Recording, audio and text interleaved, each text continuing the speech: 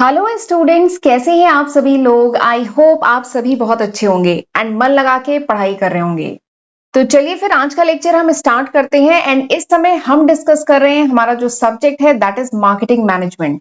ये सब्जेक्ट इस समय हम लोग डिस्कस कर रहे हैं एंड इस सीरीज में आज मेरा तीसरा लेक्चर वीडियो है। 2 लेक्चर वीडियो मैं ऑलरेडी अपलोड कर चुकी हूँ। तो चलिए एक बार शॉर्ट में आपको मैं बता देती हूँ कि जो पिछले 2 लेक्चर वीडियोस थे उसमें हमने क्या पढ़ा एंड आज के लेक्चर में हम क्या डिस्कस करेंगे। तो पिछले जो 2 लेक्चर वीडियोस थे उसमें मैंने आपको बहुत डिटेल में बताया अबाउट मार्केटिंग। मार्केटिंग क्या है, मार्केटिंग मैनेजमेंट क्या है, ये सब हमने डिटेल में देखा। What is marketed for consumers, यानी क्या मार्केट किया जाता है कंज्यूमर्स के लिए। काफी स्टूडेंट को लगता है केवल गुड्स या services, but goods and services नहीं, पर्सन की भी मार्केटिंग होती है, आइडिया की भी मार्केटिंग होती है, प्लेसेस की भी मार्केटिंग होती है। ठीक है, तो it's a big concept. 10 items 10 entities आती है जिनकी मार्केटिंग होती है। ठीक है, तो वो कॉन्सेप्ट हमने देखा। उसके बाद मैंने आपको बताया कि व्हाट इज मार्केट, मार्केट क्या होता है, मार्केट कितने टाइप का होता है and how it is interlinked, ये कैसे इंटरलिंक है। उसके बाद हमने मार्केटिंग की फिलॉसफी देखी या कह लीजिए मार्केटिंग ओरिएंटेशन देखा। तो उसमें हमने पढ़ा कि 5 फिलॉसफीज होती है मार्केटिंग की, और ये आपने क्लास 12th में भी पढ़ा होगा बीएसटी में। तो मार्केटिंग की 5 फिलॉसफीज क्या होती है? Production concept, product concept, selling concept, marketing concept and holistic marketing concept. तो ये 5 फिलॉसफीज होती हैं मार्केटिंग की, जिसको हमने डिटेल में पिछले लेक्चर वीडियो में डिस्कस किया था। ठीक है, एंड ये जो 5th कॉन्सेप्ट है ना, होलिस्टिक मार्केटिंग कॉन्सेप्ट, ये अलग से भी पूछा जाता है एग्जाम में। तो इसीलिए आज के लेक्चर में हम ये जो कॉन्सेप्ट है ना, होलिस्टिक मार्केटिंग कॉन्सेप्ट, इसको आज हम डिटेल में पढ़ेंगे। होलिस्टिक मार्केटिंग कॉन्सेप्ट पिछले लेक्चर में वैसे बताया था, बट आज फिर से हम डिस्कस करेंगे। एंड उसमें होलिस्टिक मार्केटिंग में 4 कंपोनेंट्स होते हैं। कौन कौन से? एक होता है relationship marketing, integrated marketing, internal marketing and social responsibility marketing. तो होलिस्टिक मार्केटिंग कॉन्सेप्ट के अंदर ये 4 मार्केटिंग कॉन्सेप्ट आते हैं। तो यही 4 मार्केटिंग कॉन्सेप्ट आज के लेक्चर में हम डिटेल में पढ़ेंगे। एंड ये जो 4 कॉन्सेप्ट है ना, इन्हें अलग से भी पूछा जाता है कि इंटरनल मार्केटिंग क्या है, या इंटीग्रेटेड मार्केटिंग क्या है, या रिलेशनशिप मार्केटिंग क्या है, सोशल रिस्पॉन्सिबिलिटी मार्केटिंग क्या है। तो ये अलग से भी पूछा जाता है। बाकी ये होलिस्टिक मार्केटिंग के कंपोनेंट्स हैं। ठीक है, तो ये हम आज के लेक्चर में डिटेल में पढ़ने वाले हैं। आने वाले लेक्चर में हम कुछ फंडामेंटल कॉन्सेप्ट पढ़ेंगे मार्केटिंग के। ठीक है, तो ये हमें अगले लेक्चर में पढ़ना है। आज के लेक्चर में हम ये 4 मार्केटिंग के बहुत इंपॉर्टेंट कॉन्सेप्ट, कंपोनेंट कह लीजिए होलिस्टिक मार्केटिंग के, वो आज के लेक्चर में हम डिटेल में पढ़ेंगे। ठीक है, तो चलिए फिर आज का लेक्चर हम स्टार्ट करते हैं। तो 5वीं जो मार्केटिंग की फिलॉसफी थी, तो वो क्या थी? Holistic marketing concept. This was the 5th philosophy of marketing, right. Holistic मतलब क्या होता है? ये जो टर्म है होलिस्टिक, होलिस्टिक मतलब क्या होता है? होलिस्टिक मतलब होता है पूर्ण, पूरा या संपूर्ण, या कह लीजिए होल, पूरा। ठीक है, तो होलिस्टिक मार्केटिंग कॉन्सेप्ट ये बेसिकली एक मार्केटिंग स्ट्रेटजी है जो किस बात पे फोकस करती है कि पूरा बिजनेस एक सिंगल एंटिटी है।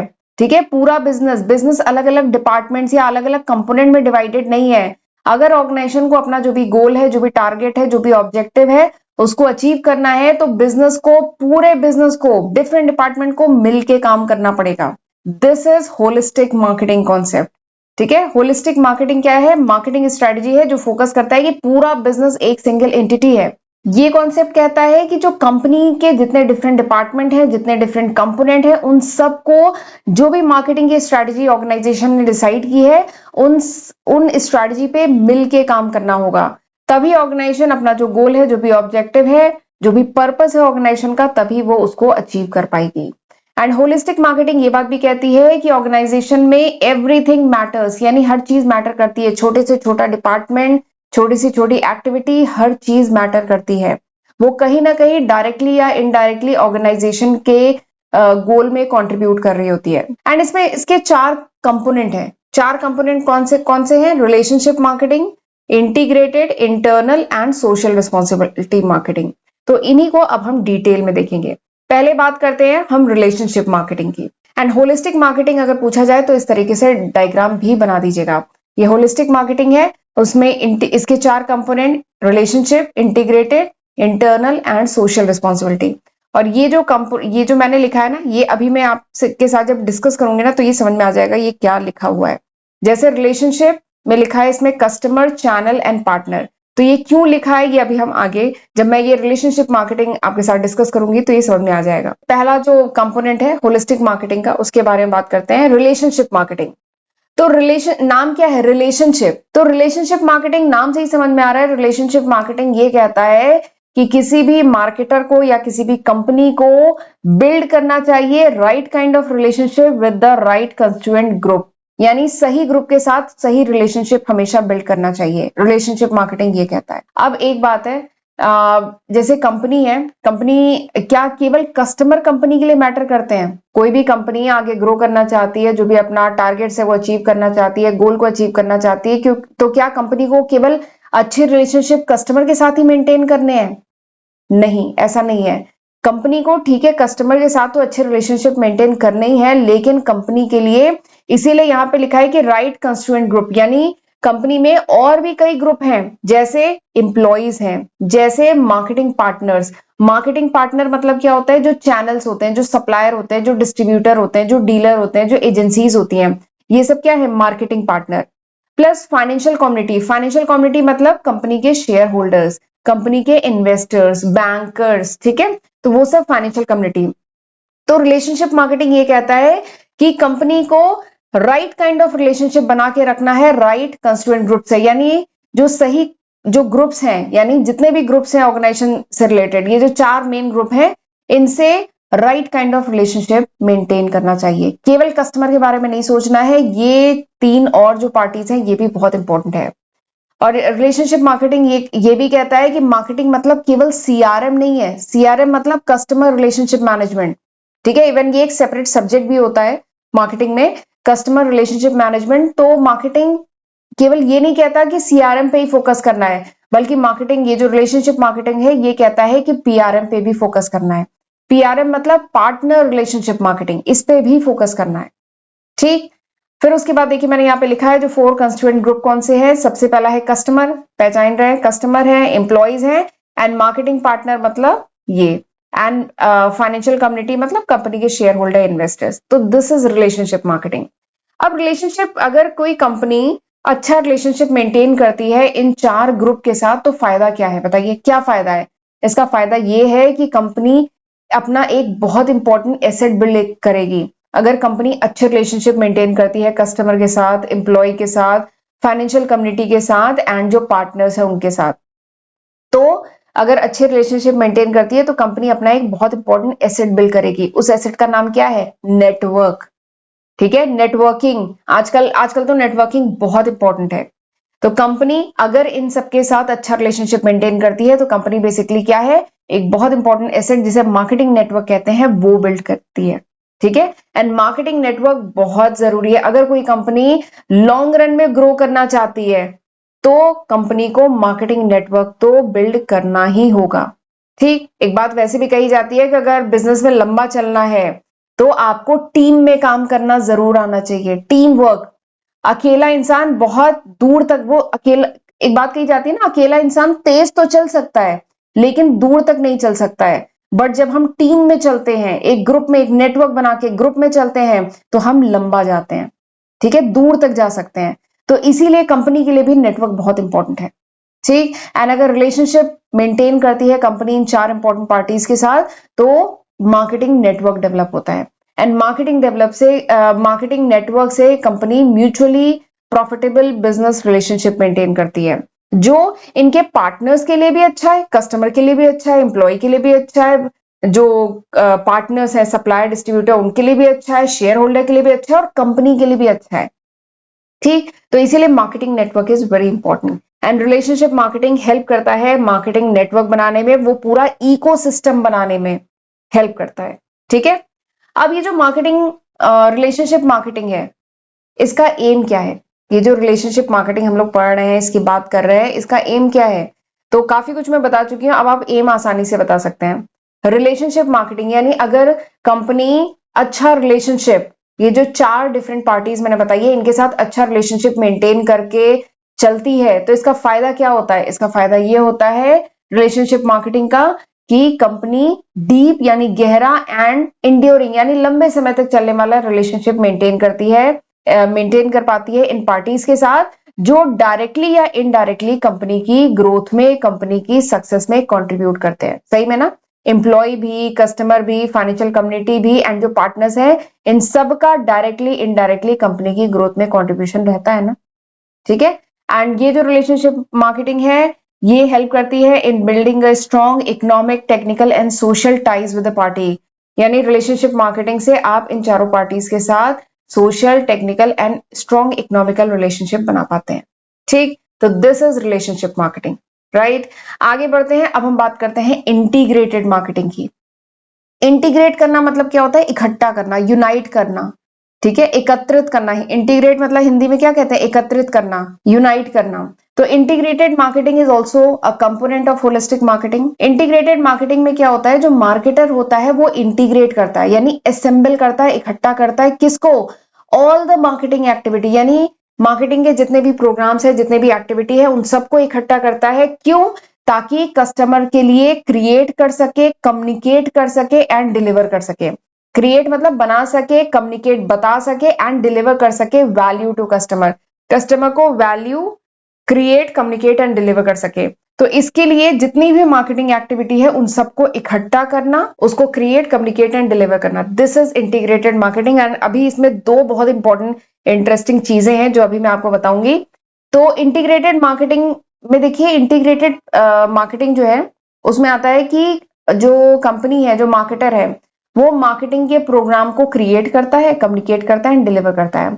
अब ये जो मार्केटिंग प्रोग्राम है ना, इसमें बहुत सारे इंपॉर्टेंट डिसीजंस लिए जाते हैं। जब भी कोई प्रोडक्ट कंपनी जब लॉन्च करती है, तो बहुत सारे उस प्रोडक्ट के रिगार्डिंग या उस सर्विस के रिगार्डिंग उस कंपनी को बहुत सारे इंपॉर्टेंट डिसीजंस लेने होते हैं ना। ठीक है, लेने होते हैं ना, तो वही आते हैं मार्केटिंग एक्टिविटीज में। एंड इन्हीं मार्केटिंग एक्टिविटीज से क्या बनता है? इन्हीं मार्केटिंग एक्टिविटीज को हम मार्केटिंग मिक्स कहते हैं। ठीक, ये जो कॉन्सेप्ट है मार्केटिंग मिक्स, मैं अपने चैनल पे पहले भी पढ़ा चुकी हूँ, और ये क्लास 12 बीएसटी में आपने मार्केटिंग मिक्स का कॉन्सेप्ट पढ़ा होगा। तो मार्केटिंग एक्टिविटी जो होती है, इन्हीं का एक फॉर्म है marketing mix. And marketing mix को ही 4 पीस ऑफ मार्केटिंग कहते हैं। ये जो मार्केटिंग मिक्स है, इसी को 4 पीस ऑफ मार्केटिंग कहते हैं। एंड मार्केटिंग मिक्स में 4 की एलिमेंट्स होते हैं। कौन कौन से? प्रोडक्ट, प्राइस, प्लेस, प्रमोशन, यही तो होते हैं। एंड ये बेसिकली क्या है? ये सेट ऑफ मार्केटिंग टूल है। प्रोडक्ट, प्राइस, प्लेस, प्रमोशन जो है, ये मार्केटिंग टूल है जो फर्म यूज करती है।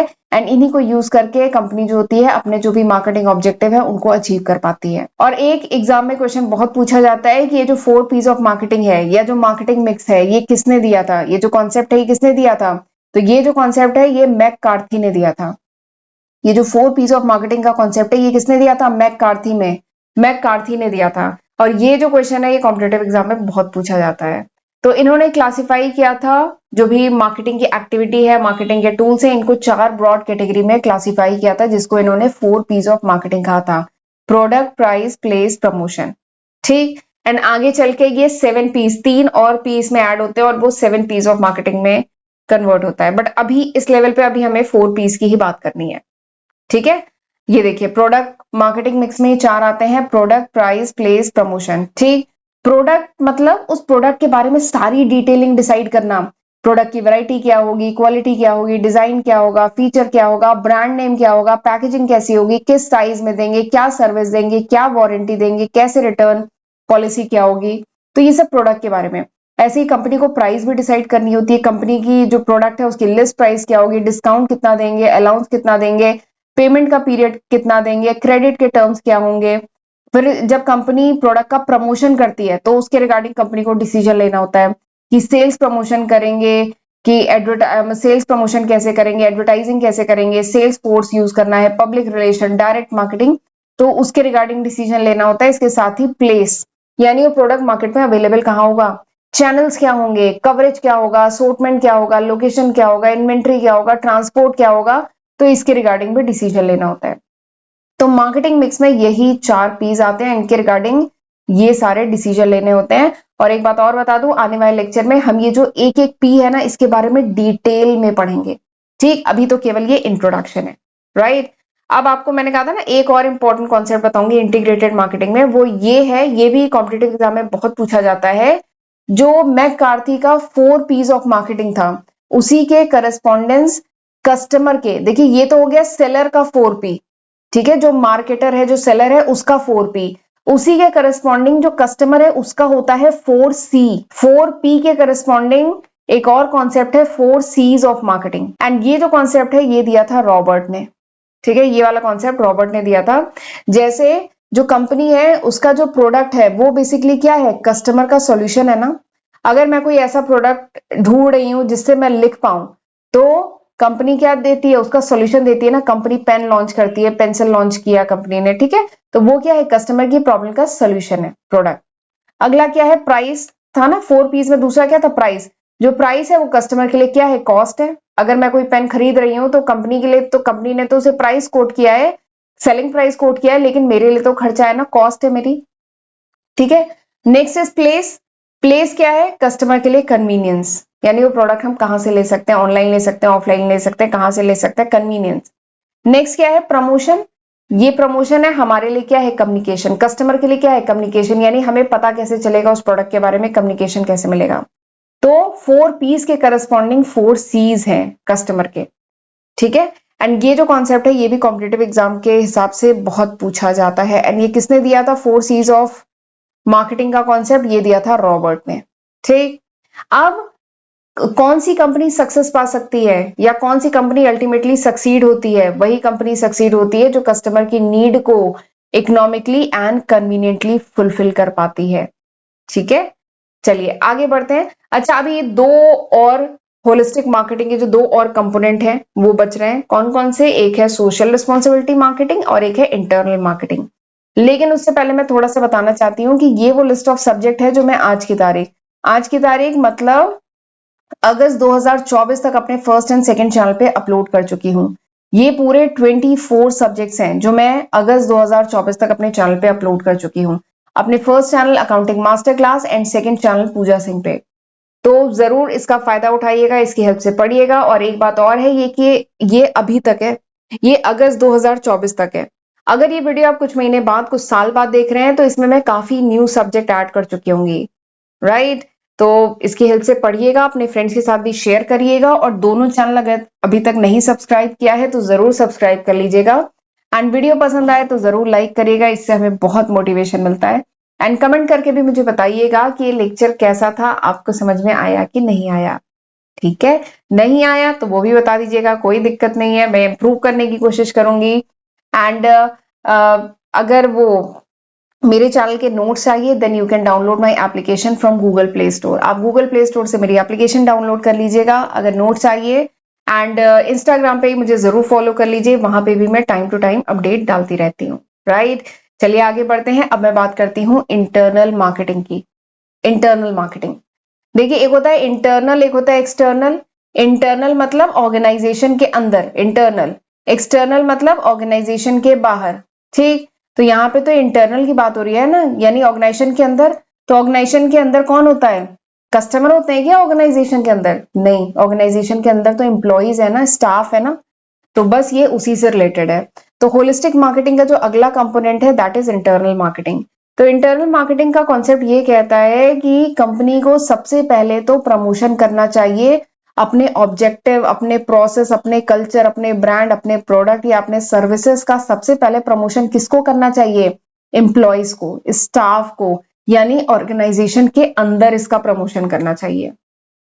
कंपनी को सबसे पहले ऐसे एम्प्लॉयज को हायर करना चाहिए, ट्रेन करना चाहिए, मोटिवेट करना चाहिए जो रेडी हो कस्टमर को सर्व करने के लिए।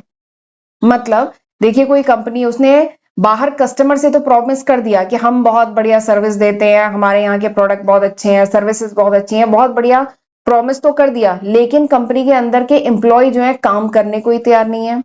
कंपनी के अंदर के जो एम्प्लॉय हैं वो वैसी सर्विस देने के लिए रेडी नहीं है। तो फिर कंपनी कैसे ये प्रॉमिस कर सकती है कस्टमर के साथ? तो इसलिए सबसे पहले जरूरी है कि कंपनी जो है, जो भी कंपनी का ऑब्जेक्टिव है, ब्रांड है, प्रोसेस है, कल्चर है, प्रोडक्ट सर्विस है, सबसे पहले एम्प्लॉय एंड स्टाफ के बीच में प्रमोशन करे। जब एम्प्लॉय एंड स्टाफ उस प्रोडक्ट या सर्विस से कन्विंस होंगे तभी वो आगे कस्टमर को कन्विंस कर पाएंगे और वो प्रोडक्ट एंड सर्विसेज के रिगार्डिंग सर्विस दे पाएंगे बेसिकली। ठीक है, सपोज करिए आपका कोई रेस्टोरेंट है, ठीक है, वहां पे आपने तो कस्टमर से, मतलब आप क्लेम कर रहे हैं कि आप बहुत अच्छा सर्विस देते हैं अपने रेस्टोरेंट में, बहुत बढ़िया फैसिलिटी है, बहुत बढ़िया फूड सर्व होता है, लेकिन आपके यहाँ का जो स्टाफ है वही बढ़िया सर्विस देने के लिए रेडी नहीं है, वही कस्टमर से पोलाइटली बात नहीं कर रहा है, एकदम रूडली बात कर रहा है, तो क्या मतलब आपकी ऑर्गेनाइजेशन ग्रो कर पाएगी? नहीं कर पाएगी ना। तो इसलिए सबसे पहले इंटरनल मार्केटिंग जरूरी है, यानी अपने एम्प्लॉय अपने स्टाफ के बीच में प्रमोशन करना ये जरूरी है। ठीक, ये देखिए मैं लिखा है, it makes no sense to promise excellent service before the company's staff is ready to provide it. जब तक कंपनी का स्टाफ रेडी नहीं है एक्सीलेंट सर्विस प्रोवाइड करने के लिए, तब तक कंपनी कैसे प्रॉमिस कर सकती है कस्टमर से? तो इसीलिए इंटरनल मार्केटिंग बहुत जरूरी है। ठीक है, this is third point, this is third component. And आखिरी जो कंपोनेंट है that is social responsibility marketing. तो सोशल रिस्पॉन्सिबिलिटी मार्केटिंग नाम से ही समझ में आ रहा है, सोशल यानी समाज, रिस्पॉन्सिबिलिटी यानी जिम्मेदारी। तो कंपनी की समाज के तरफ भी जिम्मेदारी होती है। देखिए कंपनी जो है एक समाज का ही हिस्सा है, जो कंपनी है वो समाज का ही हिस्सा है। कंपनी में जितने भी लोग काम कर रहे हैं वो सोसाइटी से आए हुए ही लोग हैं। ठीक है, तो इसलिए किसी भी ऑर्गेनाइजेशन का समाज की तरफ भी बहुत इंपॉर्टेंट रोल होता है। ऑर्गेनाइजेशन को कोई भी ऐसी मार्केटिंग एक्टिविटी, मार्केटिंग प्रोग्राम नहीं करने चाहिए जो आसपास का जो इथिकल इन्वायरमेंट है, लीगल इन्वायरमेंट है, सोशल इन्वायरमेंट है, उसके लिए हार्मफुल हो। ठीक है, तो this is social responsibility marketing. देखिए मैं लिखा है, इन सोशल रिस्पॉन्सिबिलिटी मार्केटिंग मार्केटर जो है कंसर्न होता है about ethical, legal, social environment, कि उसकी कोई भी मार्केटिंग एक्टिविटी से इन पे इम्पैक्ट ना पड़े। ठीक है, एंड जो ऑर्गेनाइजेशन है, देखिए मैं लिखा है, social responsibility also require that marketer carefully consider the role that they are playing and could play in term of social welfare. Social responsibility जो है मार्केटिंग जो है ये भी इंश्योर करती है कि मार्केटर जो है फुल्ली अवेयर हो कि उसका समाज में क्या रोल वो प्ले कर रहा है। कोई भी ऑर्गेनाइजेशन और उसकी जो मार्केटिंग एक्टिविटी है ये समाज पे इसका क्या इम्पैक्ट पड़ा है, निगेटिव इम्पैक्ट तो नहीं पड़ रहा है, इस बात का भी पूरा ख्याल रखे। ठीक है, तो this is social responsibility marketing, right.